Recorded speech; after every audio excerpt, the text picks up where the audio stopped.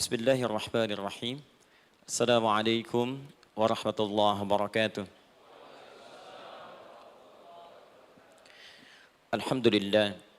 Wassalatu wassalamu ala rasulillah wa ala alihi wa sahbihi wa man wala wa ba'du. Faya ibadallah, usi nafsi wa iyyakum bitaqwallahi faqad fazal muttaqun. Fala tamutunna illa wa antum muslimun. Faqala ta'ala يا أيها الذين آمنوا اتقوا الله حق تقاته ولا تموتن إلا وأنتم مسلمون. Ada dua hal yang paling penting tentang solat ini yang ditekankan dalam Al-Quran. Pertama, kenapa solat begitu penting ditunaikan? Karena ia akan menjadi pembeda antara Khalik dengan makhluk. Jadi kalau kita ingin bedakan Tuhan dengan hamba, maka di antara titik penting perbedaannya, kata Allah langsung, itu terletak pada aspek ibadah, khususnya solat. Karena itu ketika Nabi Musa alaihi salam berkenan kemudian langsung diperintahkan oleh Allah, sehingga disebut dengan kalimullah yang diajak bicara, dan diperkenalkan tentang esensi ketuhanan Allah, maka disebutkan perintah langsung oleh Allah untuk menyembahnya dalam bentuk solat. Al-Quran surah ke-20 Taha ayat ke-14. Kata Allah, innani anallahu la ilaha illa ana fa'budni wa aqimis salata li dzikri. Ya Musa, tidak ada Tuhan, kata Allah, selain saya. Ya, maka jika engkau telah tahu saya Tuhan, bedanya Tuhan dengan makhluk, fa'budni, maka kewajiban engkau sebagai makhluk menyembah saya. Bagaimana caranya ya Allah, kata Musa? Kata Allah, wa aqimis salata, rahmatullah, wa aqimis salata lidzikri. Maka cara menyembahku itu adalah dengan solat. Karena itu semua nabi dan rasul, bahkan sebelum Nabi Muhammad SAW, diperintahkan oleh Allah untuk mengajak umatnya seluruhnya untuk solat. Ya, Nabi Isa alaihi salam solat. Anda buka Quran surah 19 Maryam ayat 31 sampai 33. Nabi Ismail alaihi salam, ya kakeknya Nabi ke-29, solat. Bahkan meminta keluarganya solat. Quran surah ke-19 ayat 55. Wa kana ya'muru ahlahu bis salah. Nabi Zakaria, saudaranya Imran, solat. Quran surah ketiga, ya, ayat ke-38 sampai dengan 39. Ayat 39-nya tegas mengatakan, fanadathu malaika wa huwa qa'imun yusalli fil mihrab. Jadi kalau kita urutkan dari Nabi Muhammad SAW sampai Nabi Adam alaihissalam, semua menunaikan salat kepada Allah Subhanahu wa taala.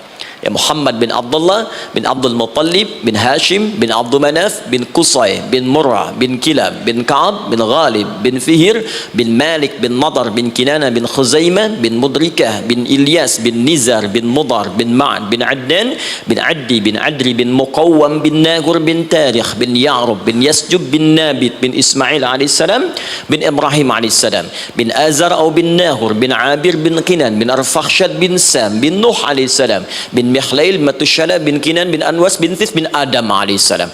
Dari Nabi Muhammad SAW sampai Nabi Adam semua salat. Coba ulangi. Nanti dalil singkatnya dari Quran surah keempat ayat 163, paling kiri sebelah atas di mushaf.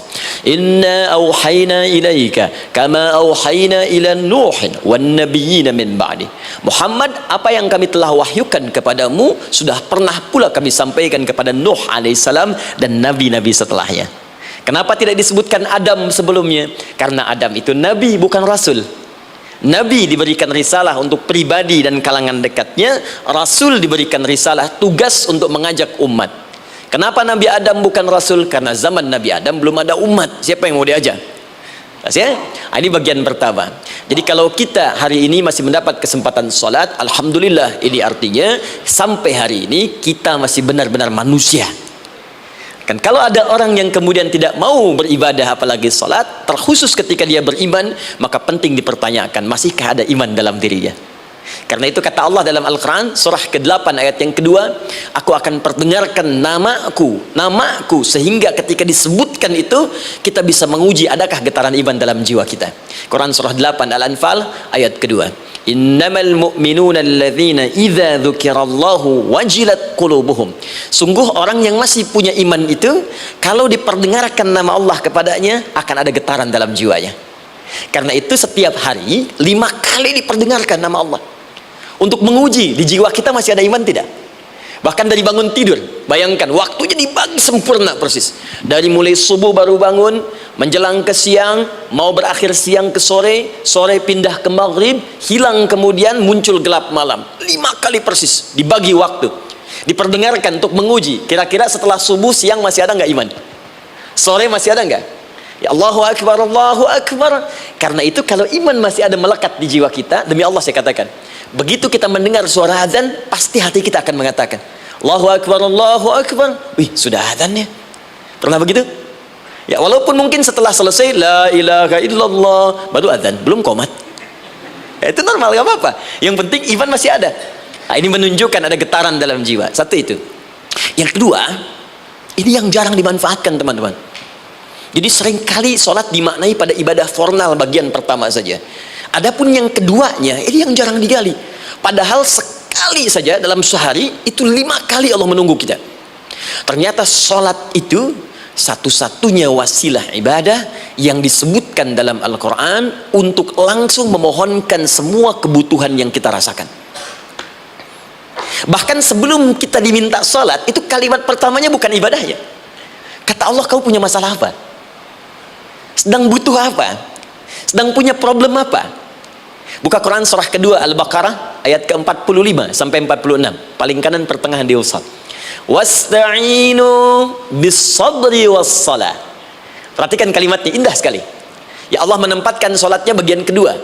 Kata Allah, wasta'inu, hei hambaku, jika kalian punya persoalan dalam kehidupan, maka perhatikan kalimatnya baik-baik, wasta'inu, mintakan solusinya kepadaku.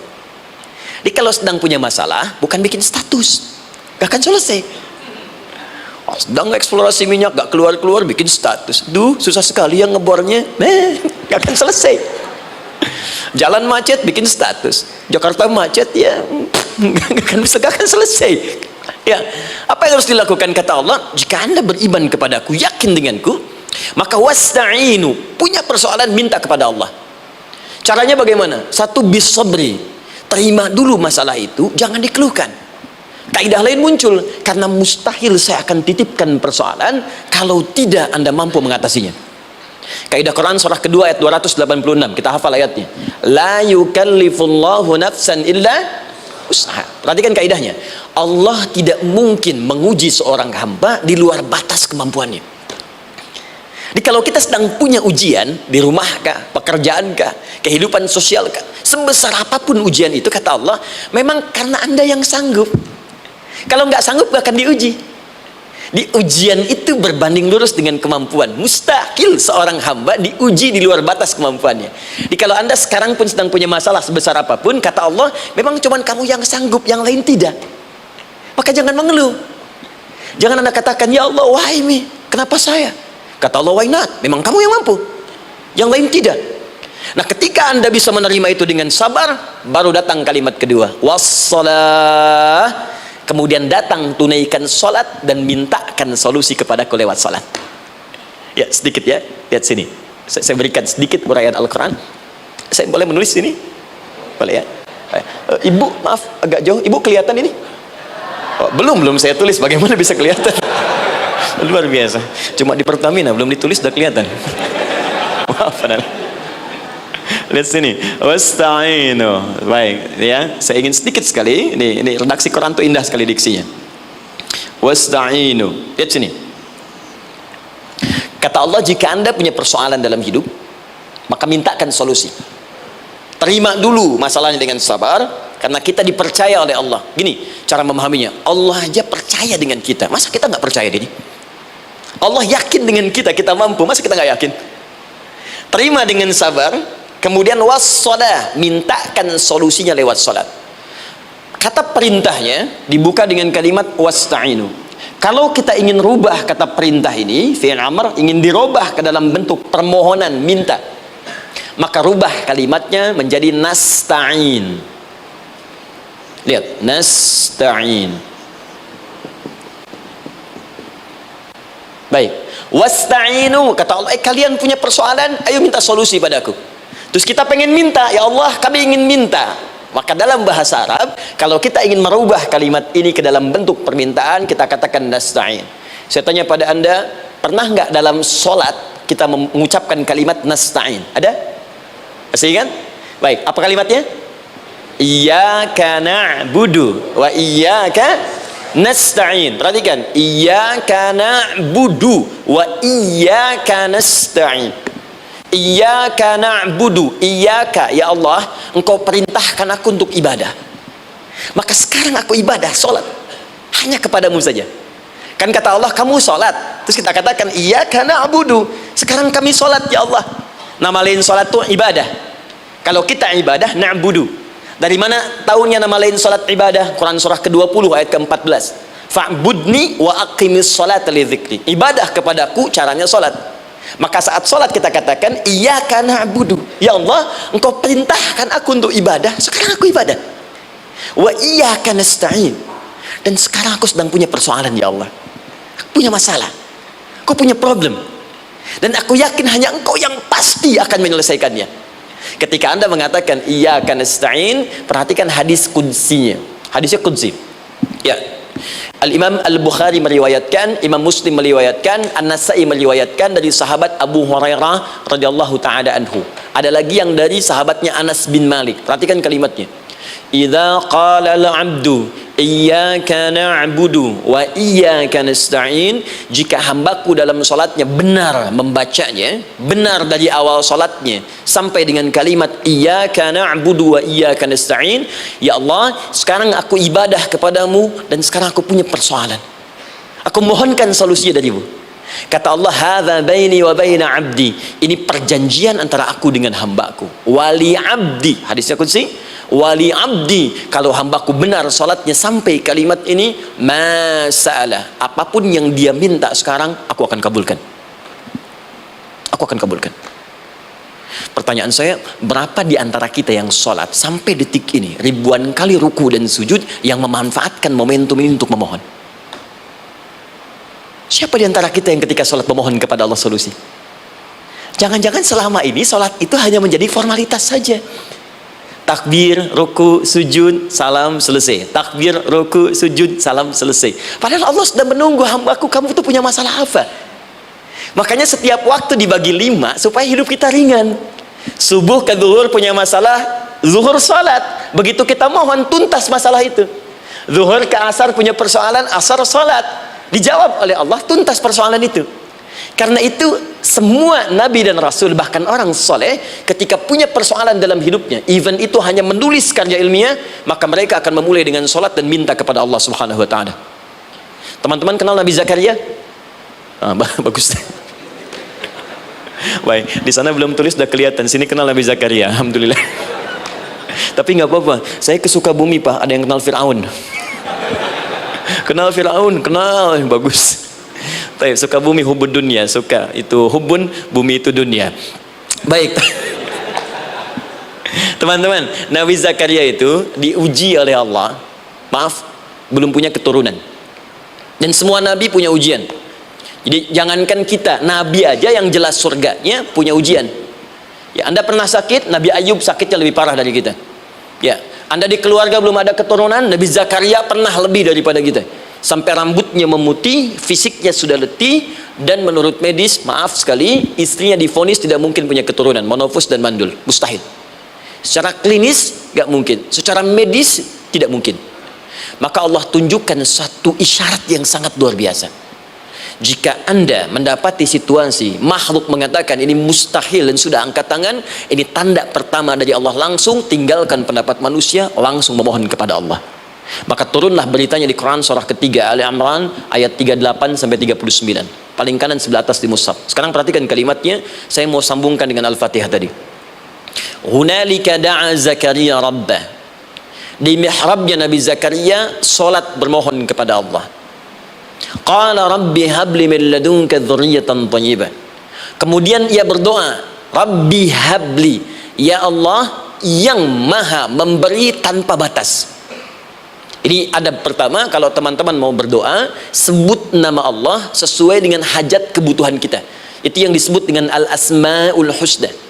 Di asma'ul husna itu bukan nama-nama indah yang sekedar dihafal, bukan. Tapi nama yang diberikan oleh Allah sesuai dengan kebutuhan hidup kita. Dalilnya Quran surah ke-17 ayat 110. Ya, paling kanan sebelah atas di mushaf, ke pertengahan. Ya, kata Allah, "Qulid Allah." Jika Anda punya persoalan, sebut nama Allah. Allah, Awir Rahman atau Ar-Rahman. Ayyamma tad'u, tapi kalau Anda ingin spesifik meminta, falahul asmaul husna. Pilih nama Allah, ia punya nama-nama yang indah sesuai kebutuhan kita. Jadi kalau teman-teman misalnya minta kelancaran rezeki, sebut ya Allah ya Razzaq. Anak mau ujian, ya Allah ya Al-Alim. Di proyek misalnya ada hambatan, ada gangguan, ya Allah ya Al-Jabbar ya Al-Malik. Ingin mudah mengatasi ujian, ya Allah ya Sabar. Minta. Ya, jangan semuanya disebutkan, nanti jadi beban. Ya, Allahumma ya Rahman ya Al-Malik ya Al-Quddus ya Sabar, itu kan. Yang tadinya nggak punya masalah jadi punya masalah, gitu kan. Pilih salah satu. Nah, jika Anda ingin memohon pada satu hal yang mustahil menurut manusia, maka minta dengan menyebut nama Allah yang memberi tanpa batas mustahil di dalamnya. Nama Allah tersebut namanya Wahhab. Wahhab. Ya Allah, ya Wahhab. Al-Wahhab. Kalau kita rubah dalam bentuk permintaan, maka singkat kalimatnya dengan hab. Hab. Untuk sendiri habli, untuk banyakkan hablana. Rabbana hablana min azwajina wa dzurriyyatina qurrata a'yun. Nabi Zakaria minta karena sendiri yang mengalami situasi itu, maka beliau katakan, Rabbi habli, ya Allah habli min ladunka, ya Allah yang tak punya batas dalam pemberian. Mereka mengatakan aku tak akan punya keturunan. Mereka mengatakan mustahil aku punya anak. Dan aku yakin kau memberi batas tanpa memberikan pemberian tanpa batas. Aku mohon darimu saja, darimu saja, dzurriyyatan thayyibah, keturunan-keturunan terbaik. Innaka sami'ud du'a, engkau pasti mendengar doa saya. Kalau pada yang maha memohon saja, maha mendengar saja tidak mengabulkan, lantas kepada siapa lagi aku mesti minta? Tapi poinnya bukan itu. Poinnya adalah ini disampaikan oleh Nabi Zakaria dalam keadaan sedang sholat, masih berdiri dalam sholatnya. Dalam bahasa Arab berdiri disebut dengan qaimun, qaim, berdiri.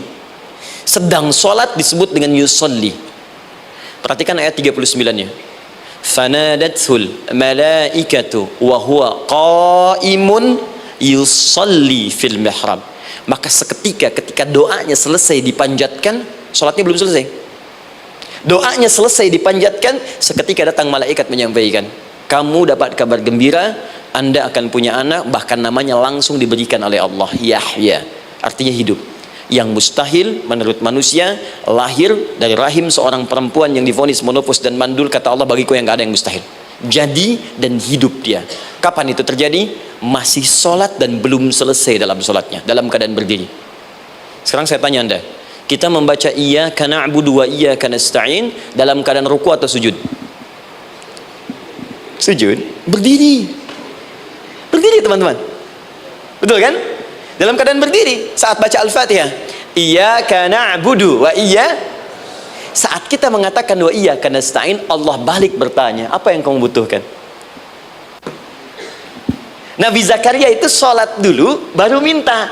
Kita umat Nabi Muhammad karena keutamaan nabinya, sebelum sholat dah ditunggu. Butuh apa? Mau minta apa? Karena itu saya ingin katakan, ayo manfaatkan momentum sholat ini. Jangan sekedar kita kemudian tunaikan formalitas, tapi kita tidak mendapatkan keuntungannya. Ayo, semuanya, dari mulai takbir sudah ada doa, ruku ada doa, bahkan sujud kita bisa perbanyak dalam bahasa hati kita untuk memohon kepada Allah Subhanahu Wa Taala. Jelas sampai di sini? Baik, mudah-mudahan insya Allah doa kita dikabulkan oleh Allah Subhanahu Wa Taala. Ini baru mukaddimah, kita belum mulai, ini pengantar. Tema kita hari ini tentang Al-Quran. Dan mudah-mudahan kita diberikan insya Allah kelancaran untuk bahasan kita. Dan topik ini insya Allah akan memberikan banyak manfaat dari apa yang kita kerjakan dalam keseharian kita. Saya mohon izin untuk melambatkan bacaan karena tadi hanya mengantarkan saja. Teman-teman, kenapa mesti Al-Quran? Apa esensi Al-Quran? Dan kenapa Al-Quran diwahyukan pada Nabi Muhammad SAW? Apakah khusus untuk sekedar dibaca? Atau ada satu nilai yang sangat penting yang justru itu mengandung nilai mukjizat yang paling dalam dari Al-Quran? Yuk kita mulai dengan Al-Quran surah kedua Al-Baqarah ayat ke-38, paling kanan sebelah atas,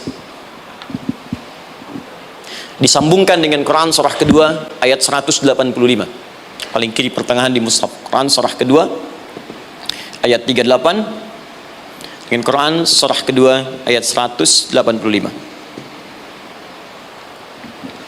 Saya mulai dari kisah Nabi Adam, saya pelan-pelan. Nabi Adam saat diciptakan oleh Allah, kemudian diberikan informasi bahwa beliau akan bertugas di bumi, beraktivitas di bumi. Disampaikan di Quran surah kedua ayat 30, paling kiri sebelah atas, wa idz qala rabbuka lil malaikati inni ja'ilun fil ardi khalifah.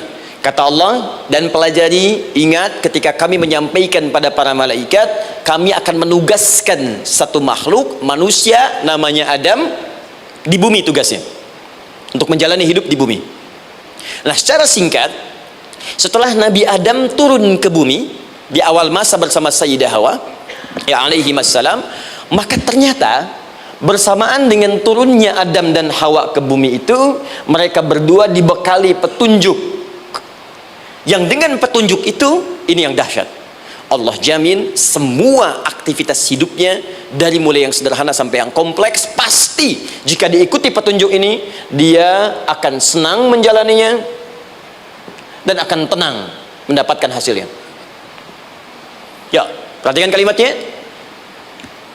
Quran surah kedua ayat 38. Fokus. Qul nahbitu minha jami'a. Kata Allah, sekarang tiba saatnya Adam, Hawa, turun kalian ke bumi. Kalau setan kita tinggalkan aja ya. Ini kita bahas Adam dulu. Turun kalian semua ke bumi. Fa imma ya'tiyannakum minni huda.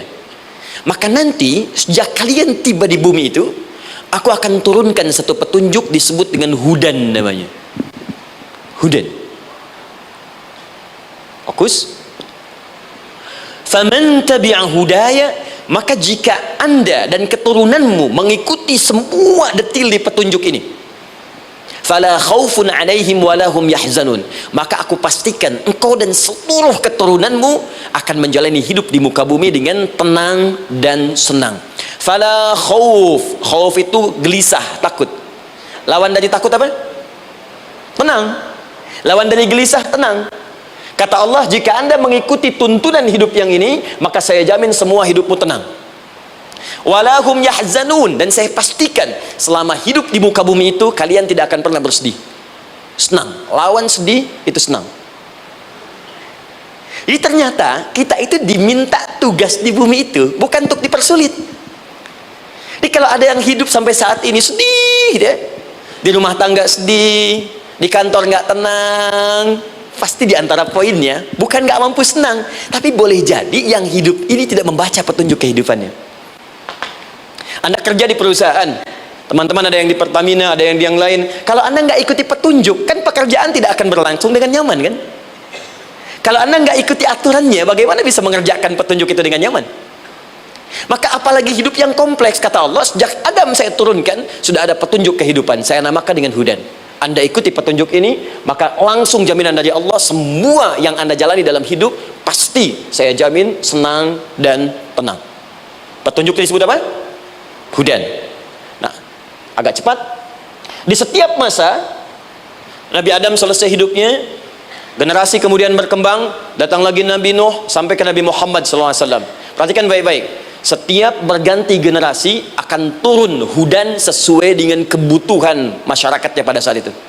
Baik, Nabi Musa menerima kitab apa namanya? Nabi Musa Taurat. Taurat disebut hudan dalam Al-Quran. Muncul Nabi Musa, kitabnya disebut Taurat. Perhatikan baik-baik. Tahukah teman-teman ketika Taurat disebutkan dalam Al-Quran? Buka Quran surah ke-17 ya, ayat yang kedua. Wa ataina Musal kitaba, kami berikan kepada Musa kitab. Lihat, wa ja'alnahu hudan li bani Israil, dan kitab yang kami berikan itu yang disebut Taurat, Ali Imran ayat yang ketiga, wa anzalat Taurata wal Injil, kami berikan Taurat kepada Musa. Nah, saat Allah turunkan Taurat itu hudan li bani Israil, isi Taurat ini adalah petunjuk kehidupan khusus untuk Bani Israel saja, umatnya Musa. Jadi kalau umat Nabi Musa mengikuti petunjuk hudan Taurat ini, kata Allah, saya jamin semua hidupnya tenang dengan senang. Nabi Isa turun Injil, Injil disebut hudan dalam Al-Quran. Dan yang terakhir, saya cepat karena waktu kita terbatas, ketika Allah menurunkan Nabi Muhammad SAW dan dipilih sebagai Rasul, maka saat yang bersamaan beliau pun diberikan petunjuk untuk umatnya. Dan dahsyatnya petunjuk itu pun disebut dengan hudan. Buka Quran surah kedua ayat 185. Syahrul Ramadan alladzi unzila fihi al-Quran. Di bulan Ramadan itu kata Allah saya turunkan Al-Quran. Kenapa saya turunkan Al-Quran? Hudal linnas. Saya jadikan Quran ini sebagai petunjuk, pedoman hidup linnas, bukan terbatas untuk satu komunitas, tapi untuk seluruh manusia sampai kehidupan berakhir. An-nas disebutkan 241 kali dalam Al-Quran, menunjuk pada semua manusia tanpa kecuali. Ini bedanya Al-Quran dengan kitab sebelumnya. Taurat hanya untuk kalangan tertentu saja, jadi selesai nabinya, selesai kitabnya. Injil hanya kalangan tertentu saja, nabinya selesai, selesai kemudian misinya. Tapi Al-Quran tidak. Ini kalimat pertama langsung dari Allah, walaupun nabinya wafat, tapi karena Al-Qurannya didesain oleh Allah untuk seluruh manusia sampai kehidupan berakhir, maka pasti Al-Quran itu di setiap masa akan mampu dijadikan pedoman dalam kehidupan. Jadi prinsip pertama, ketika Allah menurunkan Al-Quran, sebenarnya tujuan utamanya bukan sekedar dibaca, bukan, tapi di dalamnya itu ada petunjuk hidup, Pak, Bu. Dan yang buat, yang menciptakan kita. Bukankah Anda kalau ingin memperbaiki sesuatu akan datang kepada penemunya, penciptanya? Anda punya handphone, ada masalah, kan datangnya ke counter handphone. Anda punya mobil, ada persoalan, bukankah datangnya ke dealer? Sekarang kita ingin tahu persoalan hidup kita, ingin tahu gambaran hidup kita, ingin tahu misi dan visi hidup kita. Kemana kita kemudian bertanya? Pada pencipta kita. Nah, kata Allah, ketika saya utus manusia pertama kali ke bumi, saya sudah turunkan bagaimana cara menjalani kehidupannya. Dan ternyata berita baiknya untuk kita diberikan oleh Allah satu petunjuk utuh, langsung disebutkan, isinya disebut dengan Al-Quran. Jadi dari Al-Fatihah sampai dengan An-Nas, dia bukan bacaan biasa. Semua di dalamnya ada petunjuk kehidupan kita, dari mulai bahkan dalam kandungan sampai kita wafat kepada Allah Subhanahu wa Ta'ala. Kalau diikuti petunjuk ini, langsung turun jaminan dari Allah, hidup kita pasti akan tenang dan nyaman. Saya bacakan cepat ya, tapi nggak usah ditulis. Nanti kalau teman-teman agak terlambat mengikutinya, Anda buka kembali rekamannya, Anda boleh runtutkan kembali. Saya baca cepat saja, dan ini insya Allah Anda hanya akan temukan dalam Al-Quran. Nanti saya berikan rahasia di akhir sebelum kita akhiri. Yuk, satu, Anda silahkan bandingkan dengan buku manapun, referensi manapun, Anda hanya akan temukan dalam Al-Quran. Dari sejak sebelum lahir, bagi perempuan yang tengah mengandung, langsung Allah berikan tuntunan bagaimana agar kandungan itu berjalan dengan sehat, nyaman, dan mudah ke persalinan. Quran surah ke-7 ayat 189. Perkembangannya bisa diamati dan dicek kemudian, ya, baik ke dokter atau yang lain. Nanti perkembangannya disebutkan di Quran surah ke-22 ayat ke-5. Dirinci lagi di Quran surah ke-23 ayat 11, dari 9 sampai dengan 13. Kemudian mulai terlahir, dari lahiran diberi petunjuk oleh Allah. Nih, berikan ASI maksimal 2 tahun. Kalau ingin berhenti sebelum 2 tahun boleh, begini caranya. Quran surah ke-2 ayat 233. Dari sampai usia 2 tahun menjelang balik, kata Allah berikan 4 pendidikan dini. Ini turunannya disebutkan 1, 2, 3, 4. Jika Anda ajarkan ini, maka anak ini akan tumbuh. 1, dekat dengan Allah. 2, dijamin taat pada orang tuanya. 3, dia akan baik dengan lingkungannya. Dan 4, dia akan bertahan dalam kebaikan sampai dia dewasa. Quran surah ke-31 ayat 13 sampai dengan 19. Usia 7 tahun, ya, mulai dia balik misalnya, dia akan mulai belajar bagaimana cara belajar yang baik supaya cepat paham, gampang mengerti. Turun Quran surah ke-9 ayat 122. Amalannya di Quran surah 96 ayat yang pertama. Kemudian rinciannya diturunkan di Quran surah kedua ayat 282 di ujung ayatnya. Lalu bagaimana mencari sekolah yang bagus, majlis yang baik, guru-guru yang baik, diturunkan Quran surah ke-58 ayat ke-11. Dicontohkan tentang Maryam dan Nabi Isa alaihissalam di Quran surah ketiga ayat 35 sampai dengan 37. Naik lagi, dia mulai dewasa, ya, mulai bergaul, bahkan kadang-kadang merantau, punya tempat komunitas berbeda. Bagaimana supaya dia bergaul tidak terpengaruhi lingkungan yang tidak baik. Maaf ya, kadang-kadang ibu yang sudah mengandung, melahirkan, ayah mencari nafkah, tiba-tiba anak pergi bahkan ke kampus, ke sekolah, dapat teman yang gak bagus, pulang-pulang mengecewakan Anda. Dan bagaimana menemukan tempat-tempat yang baik untuk bisa menjaga perilaku anak ini, ditemukan nanti di Quran surah ke-49 ayat ke-13-nya. Dirinci perkembangannya di Quran surah ke-12 Yusuf ayat 2 sampai dengan ayat 29-nya. Sampai ketika dia akan mulai kemudian menikah, Kata Allah, pilih pasangan yang baik dengan ta'aruf, berikan mahar yang sempurna. Quran surah keempat ayat keempat. Kemudian dia mulai menikah. Kata Allah, sebelum menikah pelajari dulu fikih nikah. Banyak orang yang menikah tapi karena tidak belajar tentang persoalan rumah tangga, apa yang akan terjadi di rumah tangganya. Detil Pak, Bu. Kata Allah, ini kalau kamu berbuat begini akan ada miskomunikasi. Kalau ada miskomunikasi persoalannya akan begini, solusinya begini. Maka diturunkan dasarnya di Quran surah ke-30 ayat 21, detilnya di Quran surah ke-4 ayat 34 sampai dengan 35. Paling kiri sebelah atas sampai dengan ke tengahnya. Anda berlanjut, diterangkan oleh Allah, hei, tugas suami saat mulai pertama kali menikah, maka tugas yang pertama siapkan untuk mencari nafkah. Bagaimana caranya ya Allah? Diturunkan oleh Allah. Satu, jangan takut kehilangan rizki. Jangan pernah mencuri, jangan pernah ngambil punya orang, karena punya kamu akan saya berikan sempurna. Kamu ngambil punya orang, maka kamu akan menyulitkan diri sendiri. Itu akan dikembalikan pada yang berhak. Ya, turun Quran surah ke-51 ayat 22. Dirinci, begini cara nyarinya. Quran surah kedua ayat 168. Kalau Anda ingin cepat baru bergerak, rizkinya sudah dapat. Quran surah kedua ayat 172. Ada yang dahsyat, dia belum keluar, rizkinya yang mendatangi dia. Jadi nanti di Al-Quran ada 8 jenis rizki. Di antara yang paling hebat, ada yang belum Anda datang, rizkinya sudah menjemput. Ada orang mendatangi rizki, ada rizki mendatangi dia. Contoh, Al-Imam Asy-Syafi'i sedang berdiskusi dengan Imam Malik, gurunya. Kata Imam Asy-Syafi'i, Syekh, rizki itu mesti saya cari dulu, baru kita dapat. Kata gurunya, ya Syafi'i, ada rizki yang cukup kita beramal dekat kepada Allah, dia akan datang tanpa kita cari dengan ikhtiar manusia. Kata Syafi'i, mustahil. Kata Quran kan kita kerja dulu baru datang. Kata Imam Malik, gurunya, kamu yang belum sampai, kita amalkan ini, rizki datang. Maka berhenti sampai di situ. Imam Syafi'i pamit. Di jalan tiba-tiba beliau mendapati ada panen anggur, Pak, Bu. Terus dipanggil sama yang punya kebun. Ya, pemuda, katanya, sini, mau bantu nggak? Kalau kamu bantu, kami berikan anggurnya. Maka beliau bantu, panen, petik, sampai setelah selesai diberikan anggur yang besar-besar, hanum. Senyum, senang beliau. Ternyata senangnya bukan karena dapat anggur. Senangnya karena merasa pendapatnya benar. Kalau saya nggak bantu panen ini, nggak akan dapat saya anggur. Cuma karena saya bantu, saya diberi ini. Maka rasa senangnya inilah dibawa kemudian kepada gurunya, ingin laporan. Tapi perhatikan adabnya. Dia tidak mengatakan, guru, nih saya benar, kalau saya nggak ikut panen, nggak dapat saya ini. Perhatikan kalimat Asy-Syafi'i. Guru, tadi saya di jalan, dipanggil oleh pemilik kebun, ikut panen anggur. Begitu saya bantu, saya diberikan anggur ini. Beliau tekankan dengan kalimat yang kencang pada kalimat, begitu saya bantu, saya dapat anggur ini. Imam Malik tersenyum mengatakan, Masya Allah Syafi'i, luar biasa. Ini siang begitu panasnya, tadi saya mau keluar ngajar, terfikir di benak saya, Allah, kalau ada anggur yang besar-besar, enak rasanya. Tiba-tiba kamu datang bawa anggur. Ini Imam Syafi'i kerja dapat sesuatu, Imam Malik terfikir sesuatu, datang rezeki. Itu ada di Quran surah ke-7, teman-teman, ayat ke-96, paling kanan sebelah atas di mushafnya. Baik, teruskan dulu. Ya, Anda dalam mencari kerja, ingat, kalau Allah yang sampaikan pasti terjadi. Jangan dikira mudah.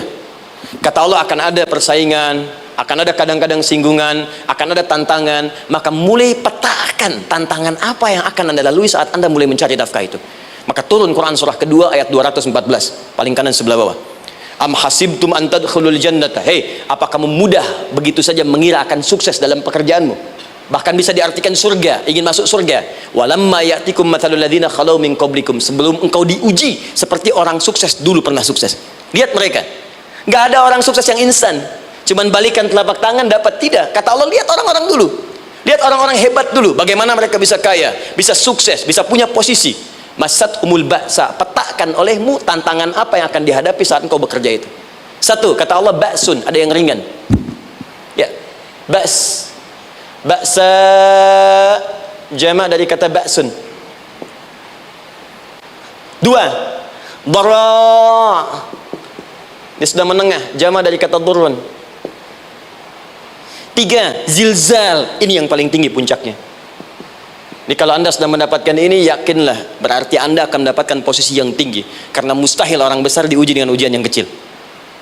Zilzal, ini bagian ketiga. Ba'sa, ba'sun, mulai. Kira-kira tantangan-tantangan ringan apa saja yang akan Anda hadapi? Ya, kalau saya contohkan misalnya dengan contoh yang lain singkat, Anda mau ke masjid, ingin konsisten, mulai hijrah, ingin dekat dengan Allah. Tiba-tiba yang tadinya nggak mau ke masjid, mulai ke masjid, diuji dengan hujan. Hujan kecil, rintik-rintik, shower. Begitu hujan, orang Arab mengatakan kalau hujannya bisa lewat tanpa payung pun, orang Arab mengatakan la ba'sa. La ba'sa ini ringan. Orang kita sambungin labas. Dari bahasa Arab lewat. Nah, jadi kalau Anda mau berangkat nih, siap bekerja, siap hadapi tantangan, baru mau lewat hujan kecil, berarti itu tantangan kecil kita lewati. Macet, petakan, cari jalan yang kemudian sempurna, jalan yang kosong, buka Google-nya, buka Waze-nya, buka map-nya, cari. Jadi kalau pada yang kecil aja belum kita lewati, bagaimana mendapatkan yang besar?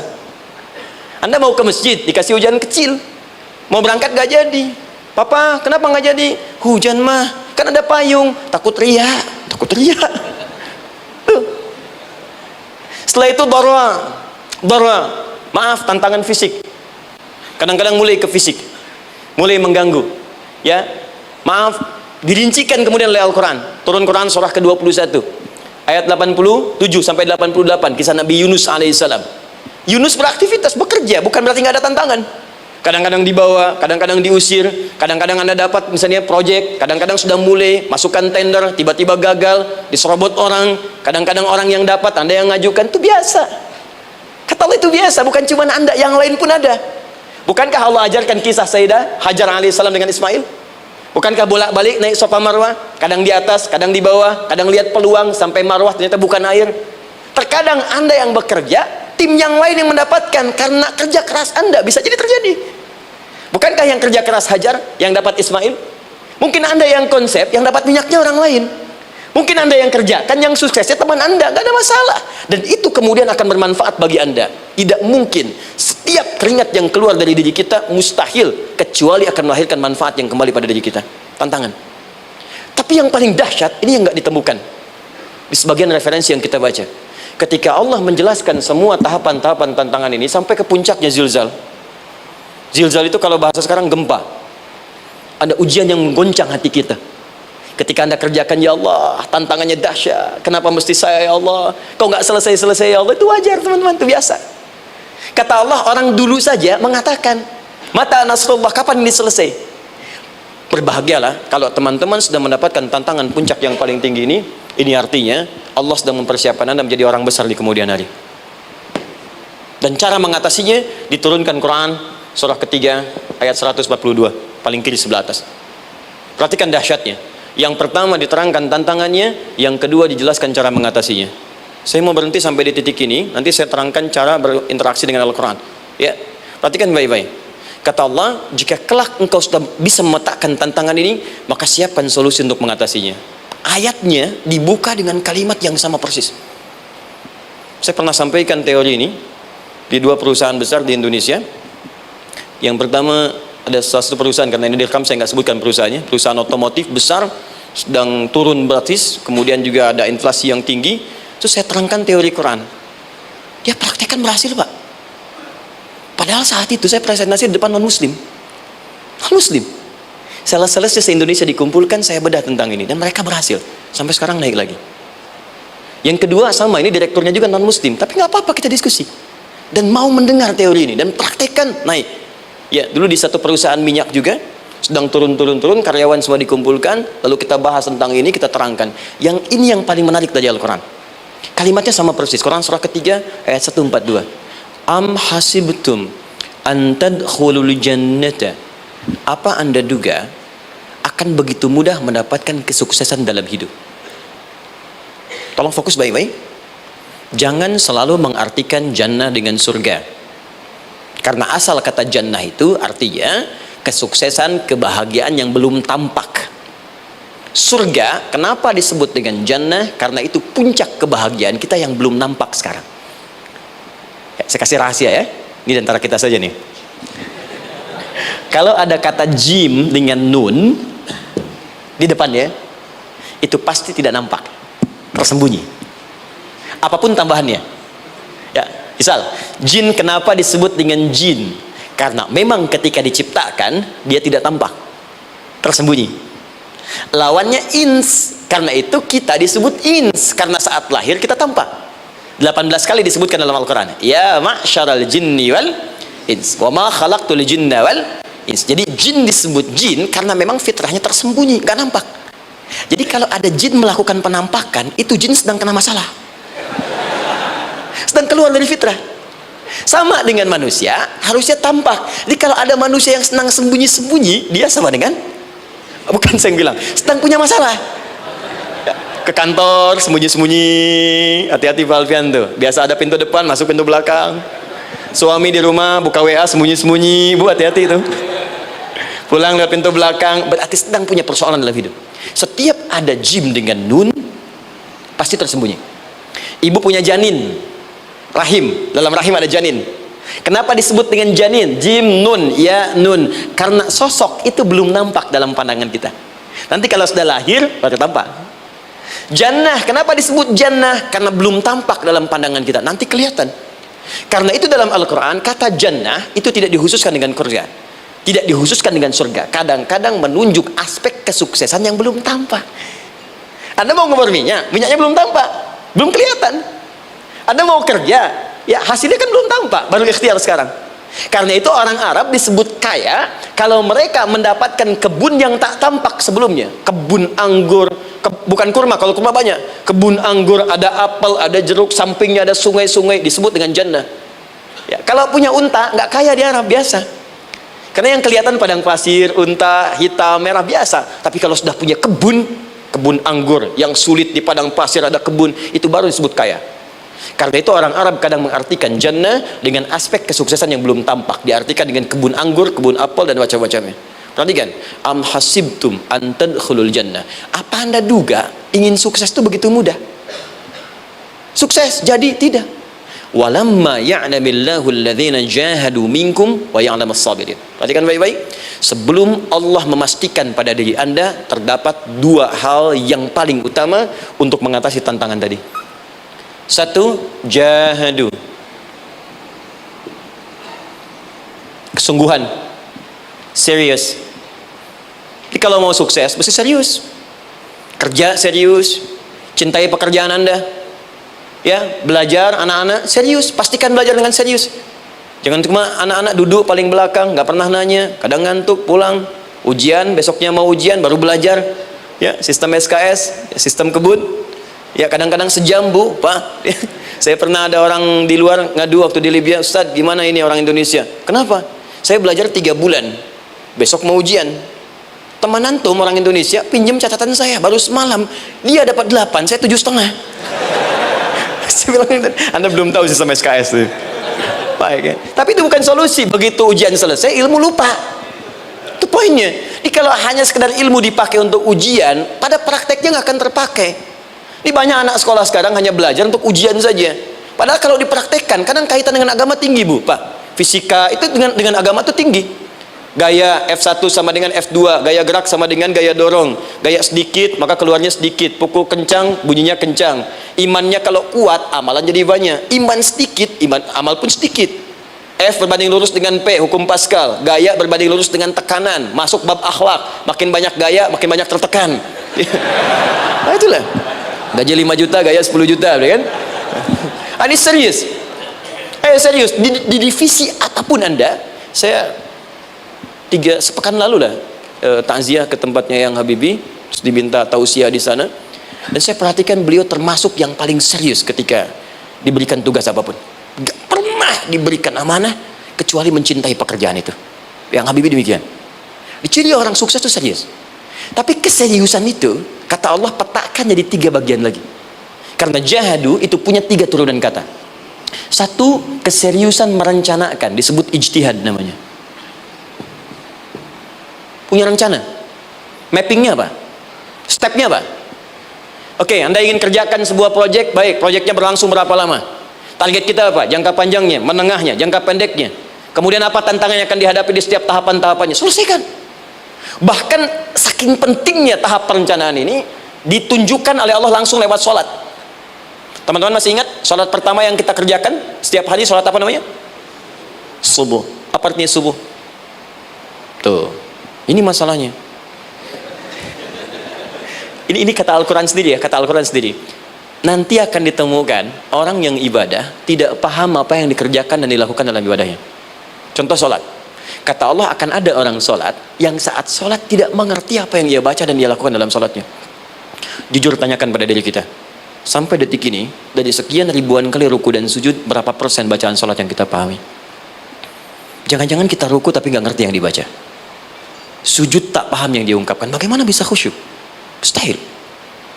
Kembali ke sini, kenapa sholat pertama itu disebut dengan subuh? Teman-teman, ternyata semua nama sholat dari subuh sampai isya plus bacaan dan gerakan dari takbir sampai salam itu bukan sekedar gerakan semata. Semua ada artinya, ada maknanya, dan diajarkan oleh Nabi langsung.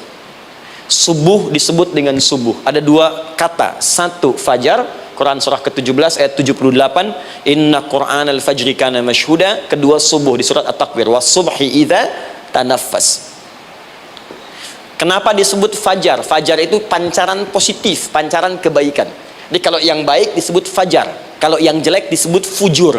Fujur ada di Quran surah 91 ayat 7 sampai 8. Wa nafsi wa ma sawwaha fa alhamaha fujuraha wa taqwaha. Fujur itu rambatan, gelombang buruk yang muncul dari nafsu. Ya, ditembuskan ke elemen tubuh kita. Misal gini. Tiba-tiba pengen marah. Ya, di tubuh kita mengatakan melotot, maka ini ada pancaran di hati kita nyambung kemudian ke mata. Ini rambatan dari sini ke mata disebut fujur namanya.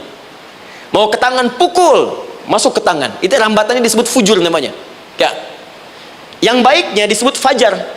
Ya, misal saya ingin sholat, tiba-tiba hati mengatakan sudah azan, merambat ke kaki, cepat melangkah, cepat wudhu. Nah, itu rambatannya disebut fajar namanya, atau infajar. Ini pasti ada, ya. Fujur nama lainnya nafsu. Disebutkan 115 kali dalam Al-Quran. Takwa, rambatan fajar, sumbernya takwa, disebutkan 115 kali dalam Al-Quran. Di jiwa kita ada takwa, ada nafsu. Takwa yang dorong malaikat disebutkan 88 kali dalam Al-Quran. Nafsu yang dorong setan disebutkan sama 88 kali. Di setiap Anda akan mengerjakan satu hal, pasti akan yang mendorong pada yang baik, akan mencegah dari yang baik itu nafsu. Pasti itu. Pak Alpian mau tanda tangan proyek, tiba-tiba disodorkan, Pak, ini Pak, kok begini proyeknya? Perbaiki, karena ada yang nggak beres. Tapi fee-nya lumayan Pak, 1 miliar. Nggak bisa. Jiwa takwa mengatakan jangan terima Pak. Bapak mengatakan maaf, ini jari tahiyat, gak akan pernah dipakai maksiat. Perbaiki, datang lagi. Ini Pak, kok sama? Fee-nya diperbaiki Pak, 100 miliar. Nafsunya mulai berkata, terima. Takwanya bilang, jangan. Akhirnya beliau katakan, tangan tahiyat gak akan pernah dipakai maksiat. Tapi tunggu, saya istiqoroh dulu.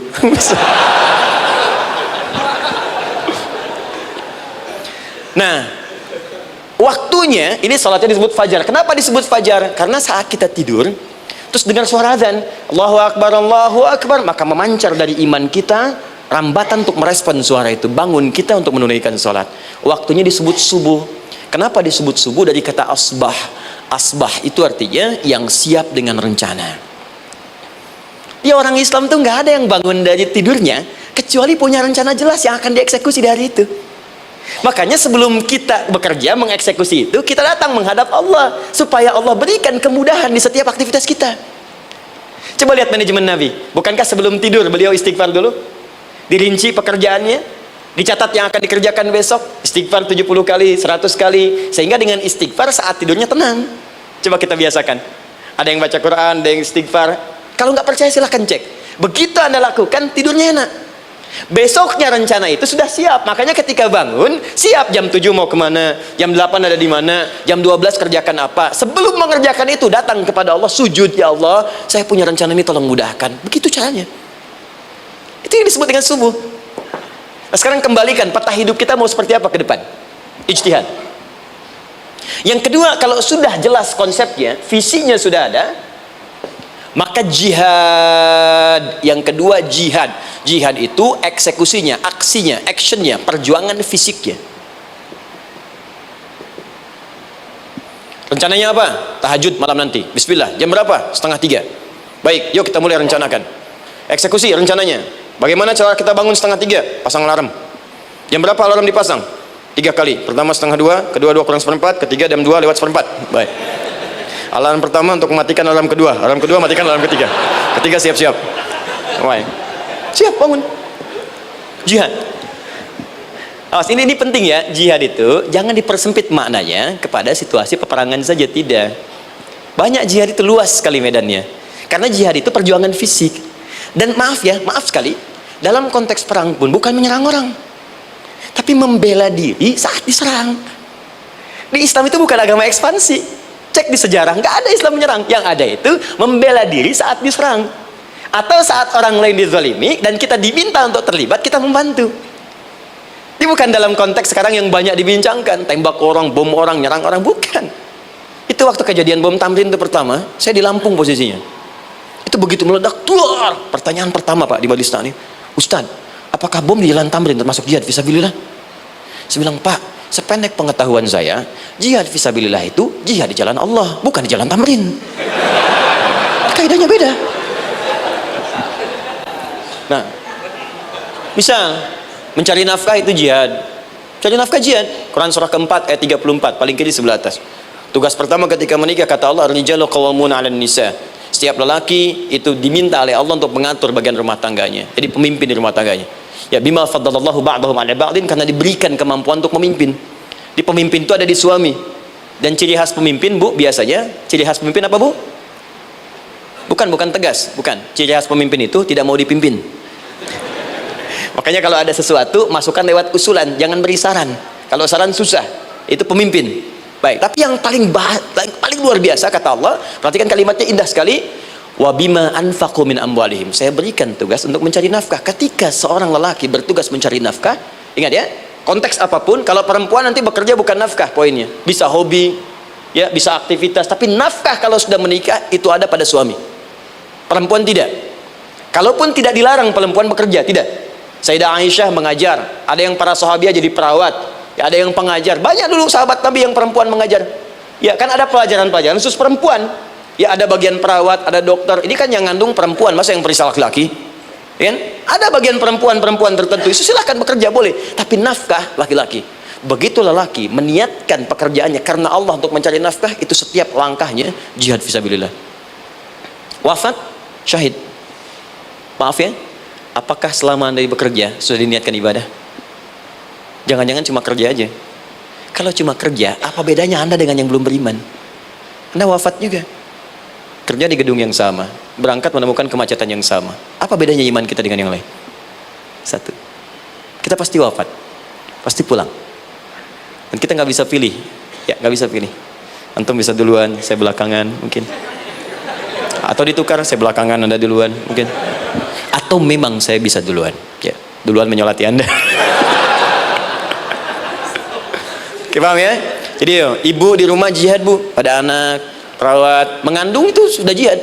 Jadi kalau wafat dalam proses saya melahirkan atau sedang mengandung itu syahid. Itu jelas nggak ada perbedaan pendapat. Anak-anak yang sekolah niatkan ibadah, Bu, Pak.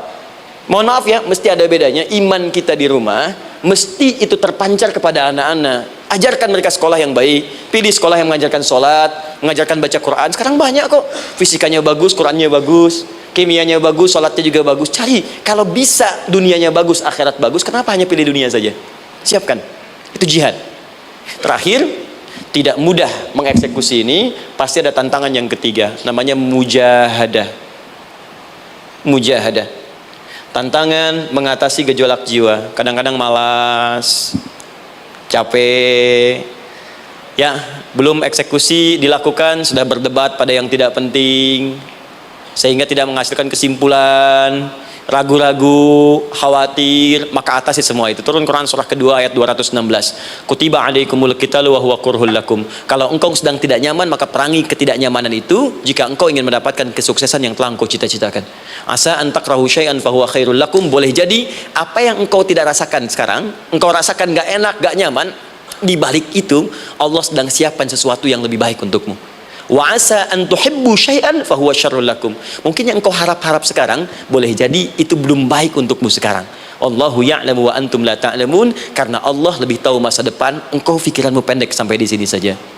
Maka teman-teman sekalian, kembalikan lagi, tidak pernah Anda akan temukan dalam Al-Quran kecuali bimbingan hidup yang semuanya nyata. Silahkan cek. Itu baru pekerjaan. Belum ibu di rumah, ibu capek merawat anak, kadang mengeluh, kadang nangis. Turun Quran surah ke-17 ayat 23. Kadang-kadang ada beda pendapat dengan suami. Quran surah ke-4 ayat 34 sampai 35. Masalah kondangan saja, Pak, bisa beda pendapat. Ya. Ya, Pak, kan ada family gathering malam. Mama pakai baju apa ya? Hijau apa yang biru?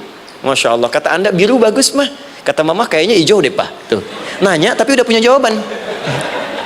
Ya, bagus kalau dipakai, begitu keluar kuning.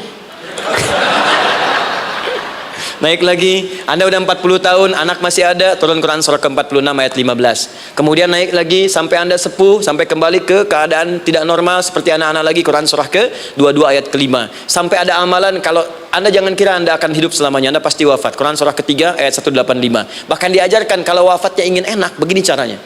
Pelajari Pak, jangan cuma dunia, kita akan meninggal. Ini ada di Quran, kalau pengen meninggalnya enak, begini caranya. Ya kalau nggak percaya silahkan amalkan, nanti kita akan lihat di akhir. Ya, betul akan kelihatan. Quran surah ke-89 ayat 27 sampai 30.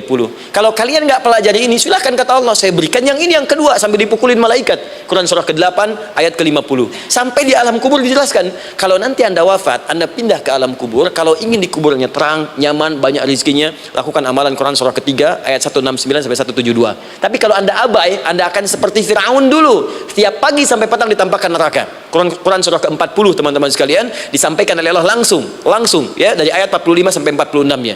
Sampai terjadi kiamat disampaikan Quran surah ke-75. Sampai dihisab, ada yang masuk surga tanpa hisab, Quran surah ke-2 ayat 25. Ada yang masuk neraka tanpa hisab. Ada. Kan yang kita tahu surga aja, masuk neraka tanpa hisab ada. Quran surah 18 ayat 99 sampai dengan 100. Sampai disebutkan surga yang paling indah nomor 1 bersama Nabi dan orang-orang soleh. Jadi kalau Anda masuk sini, tetangga Anda semua Nabi. Ya, depannya Nabi Ibrahim, belakangnya Nabi Musa misalnya, samping kirinya Nabi Yusuf, ya, samping kanan Nabi Muhammad SAW. Itu cuma 3 golongan: orang soleh, para syuhada, orang-orang jujur dalam kehidupan dunianya. Jadi kalau Anda jadi pekerja yang jujur, taat kepada Allah, Anda berpotensi masuk surga bersama semua Nabi dan Rasul yang pernah diutus. Ya, baik, itu ada di Quran surah ke-4 ayat ke-69. Ada yang kedua di taman surga, Quran surah ke-51 ayat 15 sampai dengan 18. Ada yang surga seluas langit dan bumi, Quran surah ke-3 ayat 133 sampai 134. Ada yang neraka yang biasa, ya, sebiasa-biasa nerakanya kebakar juga. Quran surah 4 ayat 56. Tingkat paling tinggi neraka jahanam untuk 2 golongan, munafik, ingat, munafik dan kafir. Jadi kalau Anda pun muslim, jauhi perbuatan munafik, karena munafik akan mengantarkan langsung ke dalam neraka jahanam. Quran surah ke-4 ayat 140. Mana yang tidak ada? Mana yang nggak ada di Quran? Semua ada. Bisnis ada, ya, birokrasi ada, diplomasi ada, mengajar ada, ilmu ada. Karena itu saya mau tutup, jika kita ingin benar mengeluarkan petunjuk ini seperti orang dulu pernah melakukannya, maka kata Allah melalui lisan Rasulullah, turun Quran surah ke-29 ayat ke-45. Satu ini aja kita kerjakan, insya Allah ini akan beda kita rasakan. Utslu ma uhya ilaika minal kitab. Jika kalian kemudian hidup di muka bumi, maka keluarkanlah bimbingan dari Al-Quran sesuai dengan kebutuhan kita secara tematik. Utslu itu dari kata tilawah. Tilawah itu baca, pahami, amalkan. Karena itu setiap kita baca Al-Quran, di sampingnya pasti ada yang menerjemahkan supaya kita paham. Betul kan? Ketika ada yang baca Al-Quran, di sampingnya ada siapa? Ya, sari tilawah kan? Baik, sari tilawah itu bahasa Indonesia. Ya, sari, sebetulnya tilawah saja. Tapi mungkin saat yang menerjemahkan dulu pertama di Indonesia namanya Bu Sari. Karena itu disebut sari tilawah. Ya, kalau Adi mungkin ada tilawah gitu kan. Nah, jadi teman-teman, caranya begini, Anda keluarkan sesuai kebutuhan. Enggak semua ayat Quran mesti kita kaji. Kalau mau dari awal dari akhir, bagus. Kalau baca silahkan, hatamkan, Nabi juga hatamkan. Tapi kalau Anda ingin ambil sesuai passion kita, Anda pebisnis, kenapa nggak mengeluarkan ayat bisnis di Quran? Teman-teman yang diperminyakan, keluarkan ayat-ayatnya ada. Quran surah At-Tur, surah 52 itu, keluarkan. Ya, wal bahrul masjur. Dan jika Anda akan melakukan eksplorasi di laut, carilah laut yang punya nih kualifikasi begini, yang di bawahnya ada endapan tanah yang melahirkan api, kata Allah tuh. Itu potensial ada minyaknya. Kalau yang kerja di batu bara, turun Quran surah Fatir, surah 35 ayat 27 sampai 29. Ini jenisnya. Ada yang kelihatan dari jauh, ada yang harus digali, ada yang kelihatan dari jauhnya kelihatan hijau, ada kelihatan menghitam. Disebutkan langsung. Ada. Jadi kenapa nggak Anda turunkan dalam bentuk-bentuk tematik yang itu bagian kita? Ada yang pokok, ada yang spesifik. Yang pokok tentang sholat, karena semua orang sholat. Tentang ayah. Anda jadi ayah berapa tahun? Kenapa nggak dikeluarkan di Quran ayat-ayat tentang ayah? Kenapa nggak dikeluarkan di Quran ayat-ayat tentang ibu? Jangan jauh-jauh dulu bicaranya. Tentang belajar. Nah, nanti eksekusinya kalau mau cepat buka kitabnya Al-Imam Al-Bukhari. Ada kitab hadis, saya akhiri, yang dikarang oleh Al-Imam Al-Bukhari dan sangat populer. Apa nama kitabnya? Kalau hafal saya kasih hadiah. Apa kitab Imam Al-Bukhari yang populer? Ya.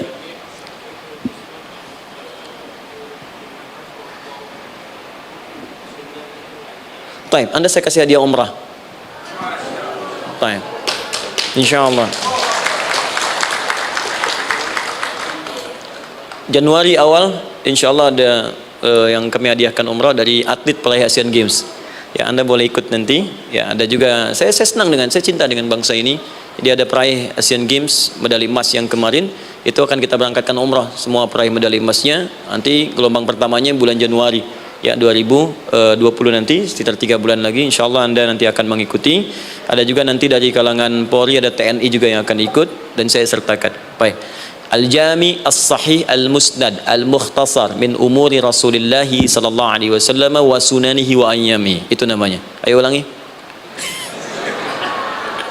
Disingkat Sahih Al-Bukhari. Kenapa saya bacakan lengkap? Bukan karena singkatannya, tapi banyak orang sekarang baca buku, baca kitab hanya langsung ke isinya. Padahal setiap ulama ketika menuliskan judul kitabnya itu pasti ada petunjuk di dalamnya. Kata Imam Al-Bukhari, Al-Jami As-Sahih, kitab ini saya buat sebagai petunjuk umum miniatur kehidupan Nabi yang bisa kita ambil hikmahnya sekarang. Jadi kalau kita pengen tahu bimbingan Nabi di masa lalu supaya kita terapkan sekarang, buka kitab saya ini. Semuanya mustad bersambung kepada Nabi. Sahih saya pastikan, saya teliti satu-satu. Al-Mukhtasar saya persingkat, gak bertele-tele. Nah ini poinnya. Min umuri Rasulullah sallallahu alaihi wasallam wa sunani wa ayyamihi. Ini semua pekerjaan Nabi selama 24 jam. Secara singkat saya tutup dibagi 97 pembahasan. Setiap 97 pembahasan satu babnya itu berisi bimbingan hadis-hadis Nabi. Di situ ada bab tentang bisnis, kitabut tijarah, bab tentang ilmu, kitabul ilmi, bab bahkan tentang sakit, kalau pengen cepat sembuh apa, kitabul marid, bab tentang pemerintahan, kitabul imarah, bab tentang penguatan iman supaya naik gak turun-turun, kitabul iman. Anda tinggal pilih profesi apa, cari Sahih Al-Bukhari, harganya murah. Maaf, dibandingkan pulsa Anda pun masih murah kitab Al-Bukhari. Ya, beli 4 jilid cuma 350.000 yang bahasa Arab saja. Ya, kalau mau terjemahan, cari terjemahannya. Ya, dapatkan itu, keluarkan babnya sesuai profesi kita. Itu ketika dibuka kitab ini, yang pertama muncul ayat Quran dulu. Ini ayatnya, ini hadisnya. Ini ayatnya, ini hadisnya. Teman-teman gak usah baca semuanya. Keluarkan passion Anda apa, di situ belajar. Sebulan saya belajar ini, besok saya pindah lagi. Sebulan topik ini, besok ke topik yang lain lagi. Saya kira insya Allah kalau itu kita terapkan dengan baik, maka Al-Quran akan hidup dalam seluruh aktivitas kita dan mudah-mudahan keberkahan akan diturunkan oleh Allah Subhanahu Wa Taala. Ya, tidak cukup dengan amin, mulai dulu. Ya, mulai dulu, petakan dulu, eksekusi dulu. Saya kira itu yang saya sampaikan. Anda punya hak dan kewajiban. Hak Anda sudah dapatkan dan kewajiban kita semua untuk kembali beraktivitas. Saya mengucapkan terima kasih atas undangan dari pihak Pertamina untuk Anda seluruhnya. Saya ingin tanya, kalau jamaah di sini ada berapa kurang lebih? Kurang lebih yang rutin 500 ada 550. Baik, nanti saya hadiahkan mushaf sebanyak 550 ya, dan itu nanti setiap ada kajian atau zuhur salat Anda bisa baca di sini, baca mushafnya. Kemudian yang kedua, saya nanti berikan buku untuk bacaan ya, itu buku yang saya berikan insyaallah tentang manusia. Jangan-jangan selama ini kita jadi manusia, kita tidak tahu mau kemana kita ya. Itu saya keluarkan dari Al-Quran langsung, seperti apa Allah menerangkan tentang kemanusiaan kita. Saya juga hadiahkan sejumlah yang sama 550. Nanti satu orang bisa mendapatkan satu-satu. Dan terakhir barangkali mau hafal Quran? Oh mau, baik, Alhamdulillah. Alhamdulillah. Saya berikan mushafnya yang spesial. Nanti kita mulai dengan 10 juz dulu ya. Nanti saya berikan At-Taisir yang 10 juz. Itu ada mudah untuk bisa menghafal Quran. Mulai dari 10 juz dulu, nanti bisa disempurnakan. Saya berikan 550 Quran khusus untuk dijadikan sebagai hafalan. Nanti cara menghafalnya bisa dibuka saja di YouTube. Nanti di situ ada cara kami menjelaskan. Dan bulan depan kita ada karantina akbar. Jadi menghafal Quran dalam 30 hari. Alhamdulillah angkatan pertama sudah selesai. Ada yang hafal 24 hari, 23 hari. 30 juz, bukan juz 30 ya. Ada yang 30 hari. Ya, ada juga. Sekarang sedang gelombang kedua. Mudah-mudahan di Pertamina ini juga insyaallah dalam proses bekerja ada juga yang menghafal dan hafal Quran insyaallah ya. Saya kira itu, nanti pulang dari sini dikabari. Kalau ada mobil disiapkan, kalau tidak ada kami juga coba antarkan. Nanti kami siapkan dan mudah-mudahan bisa bermanfaat untuk teman-teman. Kalau ada yang bisa saya lakukan untuk bersinergi di sini untuk membuat teman-teman lebih dekat dengan Allah, sampaikan, dan saya dengan senang hati. Ya, saya datang sendiri, tulis sendiri, nerangin sendiri, ngapus sendiri, gitu kan. Terus juga berikan apa yang Anda butuhkan. Kalau dengan semua itu Anda belum juga dekat dengan Allah, ya saya harus bagaimana lagi, gitu kan. Baik, kita berdoa, mudah-mudahan doa kita dikabulkan Allah. Ada 3 cara berdoa. Pertama, cukup dengan hamdalah kalau singkat. Kedua, kalau ada perselisihan, kifaratul majlis. Dan yang ketiga, kadang Nabi berdoa, sahabat mengikuti dalam momentum yang khusus. Saya ingin menggabungkan ketiganya. Mudah-mudahan dengan itu keberkahan diberikan luas kepada kita semua. Alhamdulillahi rabbil alamin, hamdan syakirin, hamdan na'imin, hamdan yuwafi ni'amahu wa yukafi mazida. Ya Rabbana lakal hamdu wa lakal syukru kama yanbaghi li jalali wajhikal karim wa li 'azimi sultanik. Allahumma salli wa sallim wa barik ala rasulika al-karim nabiyyikal amin sayyidina Muhammadin wa ala alihi wa sahbihi ajma'in. Allahumma rabbana la tada' lana fi maqamina hadha wa fi kulli maqamin dhanban illa ghafartah. Ya Allah, kami mohon jika ada satupun di antara kami saat ini yang hadir membawa ya Allah dosa-dosa dalam dirinya, jangan biarkan yang meninggalkan tempat ini kecuali Engkau telah ampuni segala dosa-dosanya. Wala hamman illa farajtah. Ya Allah, jika ada di antara kami yang tengah hadir saat ini ada kegelisahan dalam jiwanya, maka mohon jangan biarkan yang meninggalkan tempat ini kecuali Engkau telah tenangkan keadaan hatinya. Allahumma wala asran illa yassartah. Ya Allah, jika ada di antara kami yang tengah mengalami kesulitan baik di pekerjaannya, kehidupan rumah tangganya, maka dengan keikhlasan amalnya ya Allah angkat dan ringankan segala kesulitannya. Allahumma wala maridan illa syafaitah. Jika ada di antara kami yang tengah Engkau uji dengan penyakit seberat apapun, maka mohon angkat dan sembuhkan segala penyakitnya. Allahumma yassir lana umurana wa la tu'assir alaina. Ya Allah, mudahkan semua urusan kami, jangan berikan kadar ujian yang tidak kami sanggup mengatasinya ya arhamar rahimin. Allahumma alif baina qulubina, ati anfusana taqwaha wa zakki anta khairu man zakkaha anta waliyuha wa maulaha. Ya Allah, mohon lembutkan hati kami untuk saling bersaudara dalam kebaikan, jauhkan kami dari perpecahan ya Allah, dan bersihkan jiwa kami agar kami bersih keadaan jiwa untuk bisa beramal dalam kebaikan dengan mendapatkan ridha-Mu. Allahumma rabbana atina fid dunya hasanah wa fil akhirati hasanatan wa qina adzabannar. Ya Allah, kami mohon anugerahkan segala kebaikan di muka bumi ini yang mampu kami raih, dan berikan kami segala kemuliaan di akhirat yang mampu kami dapatkan, dan mohon jauhkan kami dari segala ya Allah murka dan neraka-Mu. Allahumma barik lana ya Allah fi ailatina wa fi amalina ya Allah wa fi kulli ya Allah hayatina. Ya Allah, kami mohon anugerahkan keberkahan dalam kehidupan keluarga kami, di kantor, di pekerjaan kami, dan seluruh tahapan kehidupan yang akan kami lalui. Bi fadlika subhana rabbika rabbil izzati amma yasifun wa salamun alal mursalin. Subhanakallahumma wa bihamdika asyhadu an la ilaha illa anta astaghfiruka wa natubu ilaik wa akhiru da'wana alhamdulillahi rabbil alamin. Thumma assalamu alaikum warahmatullahi wabarakatuh.